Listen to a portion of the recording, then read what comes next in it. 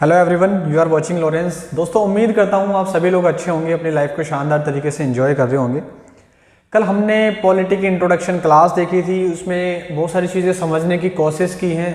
किस तरीके से स्टेट होता है, फिर सिस्टम होता है, गवर्नमेंट जो थी वो कैसे रूल रेगुलेशन बनाती है, और ये कॉन्स्टिट्यूशन जो बना है इस कॉन्स्टिट्यूशन के क्या मीनिंग है, किस तरीके से रिजिड है, फ्लेक्सिबल है, ये सारी चीज़ें हमने समझने की कोशिश की है। और उम्मीद करता हूँ कि सारी चीज़ें मैं आपको अच्छे तरीके से समझा पाया हूँगा। अगर फिर भी आपको कुछ चीज़ें समझ में नहीं आती तो आप कमेंट बॉक्स में कमेंट करके मुझसे पूछ लीजिएगा, मैं वहाँ पर भी आपको आंसर दे दूँगा। एक बार डिस्क्रिप्शन को जरूर पढ़ा करें, डिस्क्रिप्शन में मैंने क्या लिखने की कोशिश की है, क्या समझाने की कोशिश की है।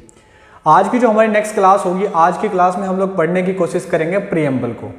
हाफ क्लास में आज मैं आपको समझाने की कोशिश करूँगा जो उसके वर्ड्स लिखे हुए हैं। बाकी की जो पार्ट बचेगा उसको हम नेक्स्ट वीडियो में देखेंगे। तो टाइम वेस्ट ना करते हुए हम अपना स्टार्ट करते हैं प्रीएम्बल।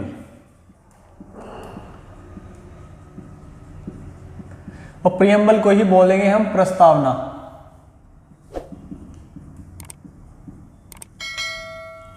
प्रस्तावना देखो, मैंने कल भी यही बात बोली थी, आप बार बार रिवाइज करोगे तो सारी चीज़ें समझ में आती रहेंगी। और अगर आप वीडियो देखोगे, नोट्स बना लोगे और भूल जाओगे तो फिर ये बात भी भूल जाओ कि आपको सक्सेस मिल सकती है।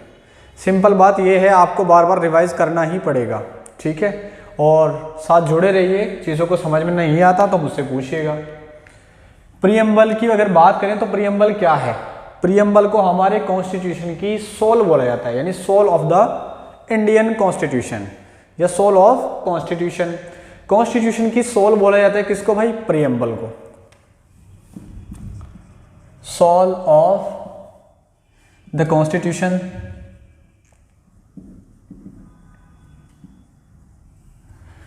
दूसरी बात, कॉन्स्टिट्यूशन को ही बोला जाए, ये जो प्रीएम्बल है इस प्रीएम्बल को ही जो रिजोल्यूशन था ना, ऑब्जेक्टिव रिजोल्यूशन, उसकी ही एक मॉडिफाई फॉर्म माना जाता है। ऑब्जेक्टिव रिजोल्यूशन क्या था, थोड़ा सा इसको देख ले, यानी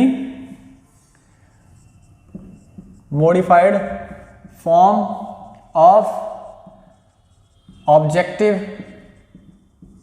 रिजोल्यूशन।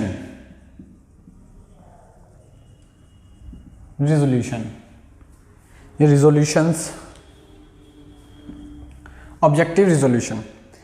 अब ये modified form of objective resolution क्या है? आप सभी लोगों को याद होगा जब इंडिया की कॉन्स्टिट्यूशन असेंबली बनी थी, इंडियन कॉन्स्टिट्यूशन असेंबली बनी थी, तो उस कॉन्स्टिट्यूशन असेंबली में 13 दिसंबर को यानी 1947 में 46 में क्या हुआ था भाई? नेहरू जी ने एक प्रस्ताव दिया था। यानी ये कौन सी बैठक हो रही है? ये थर्ड हो रही है। और थर्ड कॉन्स्टिट्यूशन असेंबली में ही क्या किया था? जवाहरलाल नेहरू जी ने एक रेजोल्यूशन दिया था जिसको क्या कहते हैं? ऑब्जेक्टिव रिजोल्यूशन, उद्देश्य प्रस्ताव। कि भैया हमारा ये जो उद्देश्य प्रस्ताव है, हमने इसके अंदर बहुत सारी चीज़ें लिखी हैं। हमारा जो पूरा कॉन्स्टिट्यूशन बनेगा वो पूरा कॉन्स्टिट्यूशन बेस होना चाहिए। अलग अलग बातें लिखी हुई थी रिजोल्यूशन में कि इन चीज़ों पे हमारा जो कॉन्स्टिट्यूशन है वो बेस होना चाहिए, ठीक है। बातें लिखी गई कि इसी के ऊपर हमारा पूरा कॉन्स्टिट्यूशन बनना चाहिए। चलो आगे जाकर के क्या होता है, 22 जनवरी को उसको अपना लिया जाता है कि भाई ठीक है, जो बातें आपने लिखी कॉन्स्टिट्यूशन असेंबली ने उसको अपनाया है, और कोशिश यही रहेगी कि सारी बातें जो आपने लिखी हैं ऑब्जेक्टिव रिजोल्यूशन में उनमें से ही क्या भाई? कॉन्स्टिट्यूशन को बनाया जाए। तो होपिंग तुम्हें समझ में आया होगा कि ऑब्जेक्टिव रिजोल्यूशन क्या है। ये प्रस्ताव किसने दिया था? जवाहरलाल नेहरू ने।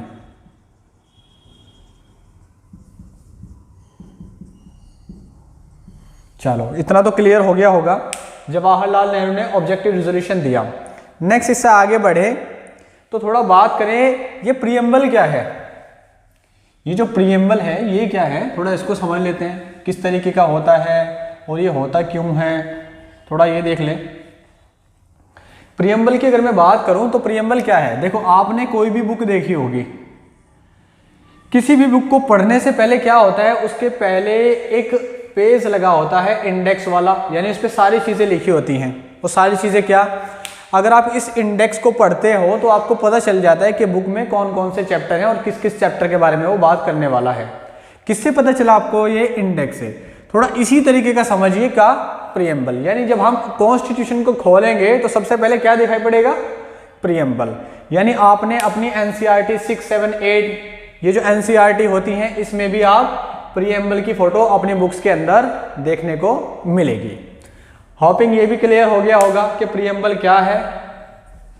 प्रीएम्बल एक प्रस्तावना है जो क्या है भाई, कॉन्स्टिट्यूशन के पहले इसको ऐड किया गया है। चलें, अब कॉन्स्टिट्यूशन के अंदर तो है, लेकिन ये जो प्रीएम्बल है इससे हमें क्या मिल रहा है? देखो, इसमें हमने कुछ सारी चीजें जोड़ी गई हैं, जैसे वी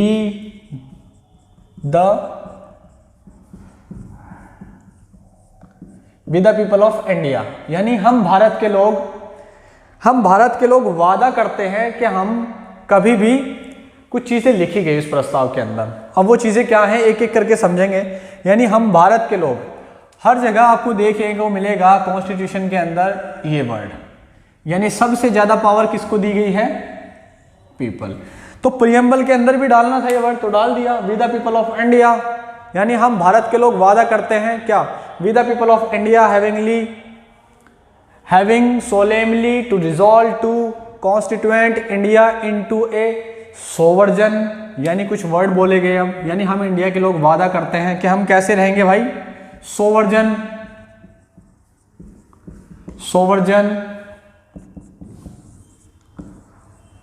सोशलिस्ट, सेक्युलर, डेमोक्रेटिक,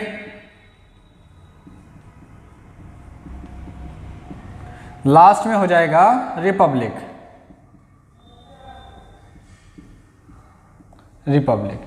ये कुछ वर्ड देखने को मिलेंगे आपको इस तरीके से। एक एक वर्ड को उठाएंगे, समझने की कोशिश करेंगे क्या कहने की कोशिश कर रहे हैं। यानी हम इंडिया के लोग वादा करते हैं कि क्या, कि हम हमेशा क्या रहेंगे भाई? फ्री रहेंगे, सोवर्जन रहेंगे। सोवर्जन का मीनिंग मैं कल समझा चुका हूं आप लोगों को। अभी जो सोवर्जन टर्म है इसमें क्या बोला गया है, एक चीज मैं आपसे पूछने की कोशिश करूंगा कि भैया एक चीज बताएं मुझे, क्या 1947 से पहले जो हमारा इंडिया था क्या वो सोवर्जन था? 1947 से पहले इंडिया के सोवर्जन था? सोवर्जन का मीनिंग मैं कल समझा चुका हूं प्रीवियस क्लास में, सोवर्जन होता क्या है। तो इसका जवाब आप मुझे कमेंट बॉक्स में दीजिएगा, सोवर्जन था या नहीं। अब की बात करें तो ये कॉन्स्टिट्यूशन के प्रीएम्बल में डाल दी गई कि भैया ये चीज़ होनी चाहिए कॉन्स्टिट्यूशन के अंदर, और हम वादा भी करते हैं कि हम इन चीज़ों पे आधारित रहेंगे हमेशा, हम किसी के ऊपर डिपेंड नहीं होंगे, समाजवादी हमारी सोच होगी, हम पंथ निरपेक्ष होंगे, और लोकतंत्र होगा और गणतंत्र भी होगा। जैसे सोवर्जन को क्या कहेंगे भाई? संप्रभुता या संप्रभुता, समाजवादी, पंथ निरपेक्ष,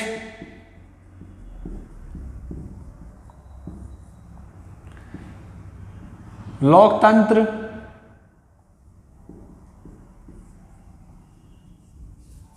गणतंत्र। हमने कुछ वादा किया है कि भैया हम इंडिया के लोग हमेशा कैसे रहेंगे? हम इस तरीके से रहेंगे, यानी कभी हम किसी और के गुलाम नहीं बनेंगे। हमारी सोच कैसी रहेगी, थोड़ा इनको समझने की कोशिश करेंगे अलग अलग टर्म्स में। सबसे पहले अगर मैं बात करूं अपने सोवर्जन टर्म की, तो हमने क्या वादा किया है कि हम हमेशा कैसे रहेंगे? हम हमेशा इंडिपेंडेंट रहेंगे, फ्री रहेंगे, हम किसी भी कंट्री के ऊपर, किसी भी राजा महाराजा के ऊपर डिपेंड नहीं होंगे। कैसे होंगे? हम फ्री होंगे। समाजवादी की अगर बात करूं तो हमारे विचार कैसे होंगे? जैसे बताया गया कि गांधीयन थॉट, यानी जैसे गांधी की विचारधारा थी नॉन वायलेंस, हम लोग कैसे रहेंगे? हम भी वैसे ही रहेंगे। जैसे हमारी कुछ चीजें डाली गई हैं, डीपीएसपी तो है ना सोशल वेलफेयर के लिए। सेक्युलर की अगर बात करूं, पंथ निरपेक्ष, या इसी में कह देंगे हम धर्मनिरपेक्ष, यानी हम जो होंगे क्या करेंगे भैया? किसी भी धर्म को लेकर के, अगर मैं गवर्नमेंट की यहाँ पे बात करूं कि जो भी गवर्नमेंट होगी वो क्या करेगी? अपने जो नेशन है, हमारा जो इंडिया है, वो राष्ट्र के किसी भी धर्म को प्रमोट नहीं करेगी, यानी वो अपनी कंट्री के किसी भी धर्म को प्रमोट नहीं करेगी। इससे क्या हो जाएगा, इंडिया को एक नेशन मिल जाएगा, जबकि हमारा नेशन कैसा है, पंथ निरपेक्ष, यानी सारे धर्म इसके अंदर समाये हुए हैं। इंडिया किसी के धर्म के अंदर नहीं समाया, सारे धर्म इंडिया के अंदर समाये हुए हैं। तो यही तो बोला गया।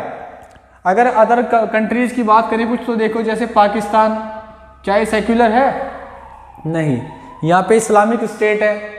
और अदर कंट्रीज की बात करें तो अलग अलग उनकी विचारधारा है।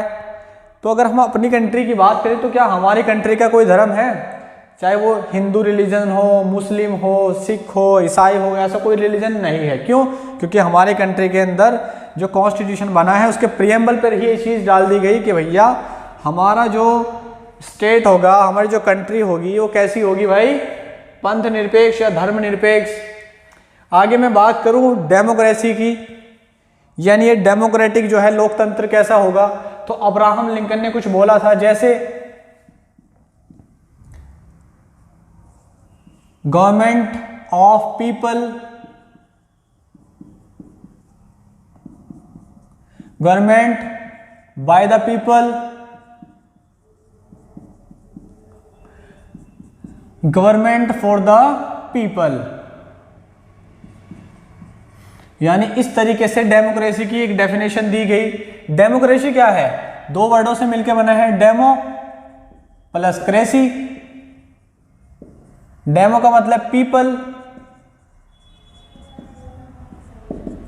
मतलब तंत्र, लोगों का तंत्र, लोगों का राज। कैसा होगा भाई, ये है तो लोगों का राज, कैसे? गवर्नमेंट ऑफ पीपल, पीपल की क्या है भाई, लोगों की क्या है, सरकार, लोग ही तो चुनते हैं। गवर्नमेंट बाय द पीपल, मैंने बताया लोगों के द्वारा चुनी जाती है। गवर्नमेंट ऑफ पीपल, लोगों की सरकार है, लोगों के द्वारा चुनी गई है। गवर्नमेंट फॉर पीपल क्या है, काम किसके लिए करेगी गवर्नमेंट, लोगों के लिए करेगी। तो इस तरीके की डेफिनेशन किसने दी थी भाई, अब्राहम लिंकन ने। अब्राहम लिंकन ने दी थी डेफिनेशन डेमोक्रेसी की। हॉपिंग ये डेमोक्रेसी आपको समझ आ गया होगा। अगर मैं बात करूं रिपब्लिक की, रिपब्लिक क्या है, तो रिपब्लिक की बात करें तो मतलब देखो, रिपब्लिक की अगर बात करें तो मतलब गणतंत्र। कि भैया एक चीज समझिए आप, हमारी जो कंट्री है ना, बड़े राजा महाराजा हुए हैं और उन्होंने शोषण भी किया है जनता का। तो फिर से ऐसा कोई कांड ना हो सके उसके लिए क्या करा गया कि भैया गणतंत्र बना दीजिए। गणतंत्र मतलब हमारी जो कंट्री है उसका हेड कौन होगा, ना कोई राजा होगा ना कोई महाराजा होगा, उसका हेड होगा कौन, प्रेसिडेंट। तो इसी को तो कहा जाता है, ये क्या है, रिपब्लिक। अगर मैं यूएस की बात करूं तो यूएस क्या है, रिपब्लिक है कि नहीं है, बताइएगा आप मुझे, क्या वहां पर है कि नहीं है लोगों का तंत्र, डेमोक्रेसी, बताइएगा कमेंट करके। अगर हम देखें कुछ ऐसा प्रेसिडेंशियल सिस्टम तो हमें यहां पर देखने को मिलेगा वैसे भी। तो हॉपिंग ये जो 5 वर्ड मैंने लिखे हैं इनको समझाने की कोशिश की है, आप लोगों को समझ में आया भी होगा। अब एक चीज मैं इसको हटा देता हूं, समझाने की कोशिश करूंगा फिर से।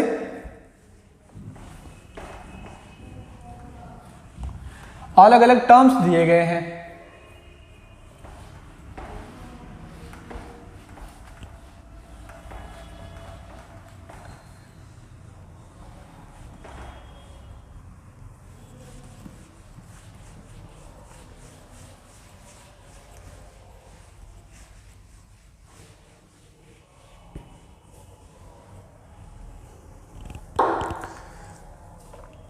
इसके बाद भी कुछ वर्ड डाले गए हैं, जैसे अगर बात करें लिबर्टी, या उससे पहले बात करें तो जस्टिस। अगर जस्टिस की मैं बात करूं, जस्टिस क्या, यानी जो लोग होंगे उनको 3 तरीके का न्याय मिलना चाहिए और 3 तरीके का न्याय मिलता रहेगा। तो वो न्याय कौन सा होगा, यानी सोशल फॉर्म में देखा जाए तो न्याय मिलेगा, इकोनॉमिकल फॉर्म में देखा जाए तो न्याय मिलेगा, या अगर पॉलिटिकल ग्राउंड पे देखा जाए न्याय मिलेगा। तो मिलता तो है। जैसे गवर्नमेंट जो पॉलिसीज वगैरह बनाती है तो किसके लिए काम करती हैं, वो हमारे लिए तो करती हैं। वहां पर क्या रखा गया है, जस्टिस, मतलब गवर्नमेंट ने कोई पॉलिसी बनाई, उसमें किसी भी पर्टिकुलर रिलीजन को ये नहीं बोला जाएगा कि भैया हमने जो पॉलिसी बनाई है वो सिर्फ हिंदुओं के लिए है, या हमने कोई पॉलिसी बनाई है उसका फायदा सिर्फ मुस्लिम लोग उठा सकते हैं? नहीं, ऐसा नहीं होगा। मान लीजिए हॉस्पिटल बने हैं, तो हॉस्पिटल में दोनों का ट्रीटमेंट होगा कि नहीं होगा?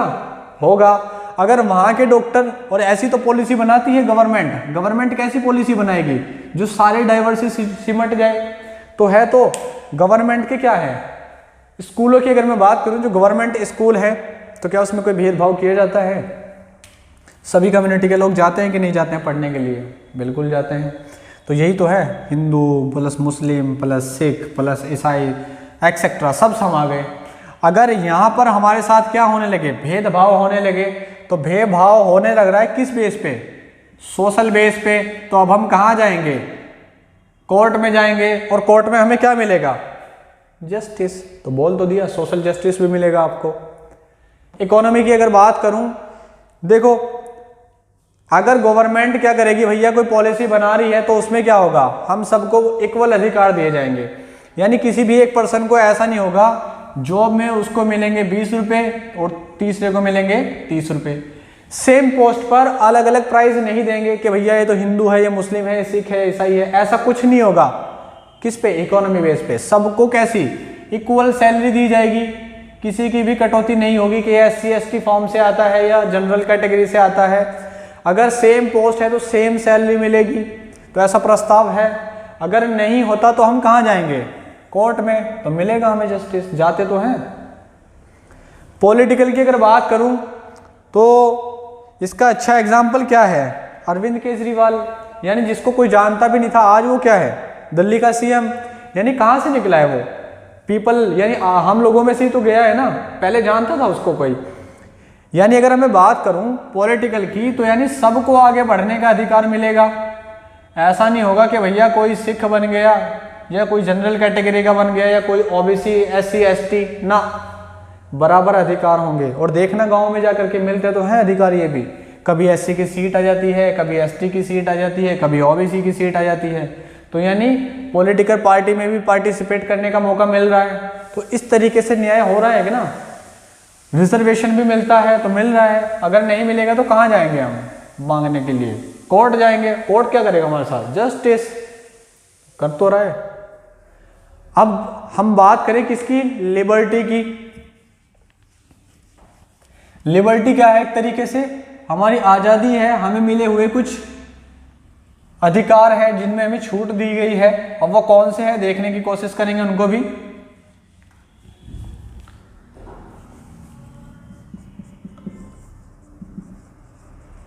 लिबर्टी, लिबर्टी की अगर मैं बात करूं, यानी इसमें हमें कुछ अधिकार दिए हैं। जैसे आपको सोचने का भी अधिकार है, थॉट,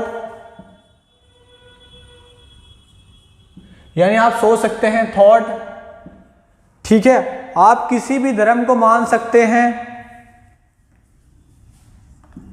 फेथ, बिलीफ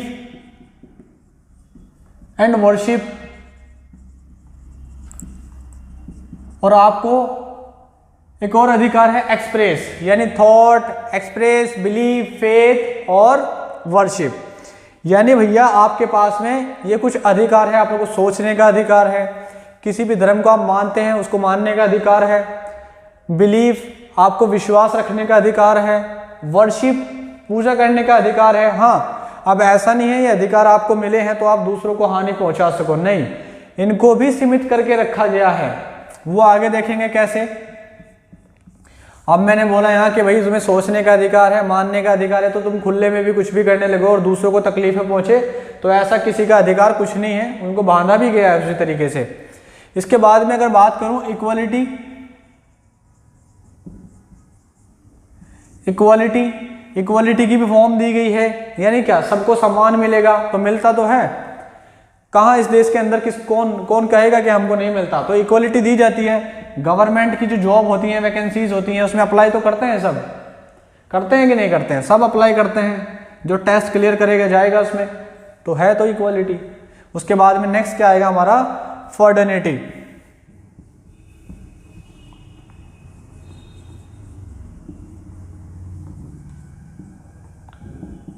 यानी इसी को हम कहेंगे ब्रदरहुड। भाईचारा, यानी हम इंडिया के लोग वादा कर रहे हैं कि भैया हमारा जो आगे स्टेट चलेगा, आगे स्टेट बनेगा, उसमें क्या क्या चीज़ों को हम फॉलो करेंगे। जैसे अभी बताया, सोवर्जन, socialist, secular, democratic, Republic, justice, liberty, equality, fraternity, यानी हम क्या, डिग्निटी ऑफ एनी इंडिविजुअल, हम किसी भी इंडिविजुअल की डिग्निटी को हर्ट नहीं करेंगे और अपने देश की संप्रभुता और अखंडता को हमेशा बनाए रखने का प्रयास करते रहेंगे। समझ आया? यानी unity and integrity of the nation, unity and integrity of the nation, यानी हम अपने देश की अखंडता को हमेशा बनाए रखने का प्रयास करते रहेंगे। तो ये सारे कुछ वर्ड थे जिनको मैंने समझाने की कोशिश की है, जो हमारे प्रीएम्बल के अंदर ऐड किए गए हैं। अच्छा, कुछ वर्ड इसमें ऐसे हैं जिनको एक अमेंडमेंट के साथ जोड़ा गया था। वो अमेंडमेंट क्या है उसके बारे में डिस्कस करना तो मतलब एक अलग से लेक्चर करने वाली बात हो जाएगी, उसको तो हम आगे ही समझेंगे। थोड़ा सा मैं आपसे कुछ और डिस्कस करना चाहूँगा। जैसे अगर मैं बात करूँ, एक अमेंडमेंट हुई थी 42nd कॉन्स्टिट्यूशनल अमेंडमेंट 1976। इस 42nd कॉन्स्टिट्यूशनल अमेंडमेंट के थ्रू हमारे प्रीएम्बल के अंदर अमेंड किया गया और कुछ चीजें डाली गई, जैसे सोशलिस्ट, सेक्युलर, ऐसे कुछ टर्म लगाए गए। अब मैं आप लोगों से पूछना चाहता हूं, क्या हमारे कॉन्स्टिट्यूशन के अंदर इन चीजों की कमी थी जो इनको बाहर डाला गया? आप लोग क्या सोचते हो? देखो, ऐसा नहीं है कि हमारे प्रीएम्बल के अंदर डालने से ही ये वर्ड हमें पता चले हैं, नहीं, ये वर्ड ऑलरेडी थे कॉन्स्टिट्यूशन के अंदर। अगर हम बात करें यहाँ पे डालने की या इससे पहले की, तो इसमें अमेंडमेंट करने का अधिकार था या नहीं था? तो उससे पहले आएंगे हम 1960 के अराउंड एक केस हुआ था, बेरूबरी का केस। तो वहां पर गवर्नमेंट ने कैंसिल कर दिया था कि प्रीएम्बल जो है ना वो हमारे कॉन्स्टिट्यूशन का पार्ट है ही नहीं, हमारे कॉन्स्टिट्यूशन का पार्ट है ही नहीं। क्या प्रीएम्बल कब मना किया? 1960 में। लेकिन देन जैसे टाइम आता है 1976 का, तो यहां पे कह देती है कि भैया एक बात सुनो, हमारे कॉन्स्टिट्यूशन का पार्ट ही है क्या? प्रीएम्बल। अब ये डिक्लेयर हो गया इस डेट में आकर के, और इसके अंदर ही कॉन्स्टिट्यूशन के अंदर, यानी कॉन्स्टिट्यूशन को खोला गया और अमेंडमेंट की गई किसके अंदर? प्रीएम्बल के अंदर। प्रीएम्बल के अंदर इन दो टर्म्स को डाला गया, इन दो वर्ड को डाला गया। क्यों? ताकि कोई भी गवर्नमेंट आए, कोई भी गवर्नमेंट इसको देखे, कोई भी गवर्नमेंट अमेंडमेंट करने की कोशिश करे, तो सबसे पहले उसको ये टर्म्स दिख जाए कि कॉन्स्टिट्यूशन किसके लिए बना है भाई? लोगों के लिए बना है, किसी एक गवर्नमेंट के लिए नहीं बना है। यानी आप किसी भी धर्म को प्रमोट नहीं करोगे और आप हमेशा कैसे रहोगे? आप हमेशा समाजवादी रहोगे, समाजवादी विचारधाराओं को आप फॉलो करते रहोगे। ये कुछ चीजें थी जिनको मैंने समझाने की कोशिश की है आपको। उम्मीद करता हूँ आपको समझा पाया होगा अच्छे तरीके से। बाकी की जो चीजें बचती हैं वो हम अपनी नेक्स्ट क्लास में देखेंगे। इसके पार्ट्स कितने होते हैं, उसके जो सोर्सेस हैं वो कुछ देखेंगे। आज की वीडियो को हम यहीं समाप्त करते हैं, तो मिलते हैं नेक्स्ट वीडियो में। कमेंट बॉक्स में कमेंट करके जरूर बताइएगा आपको वीडियो कैसा लगा। चलिए मिलते हैं next. Thank you so much, bye bye.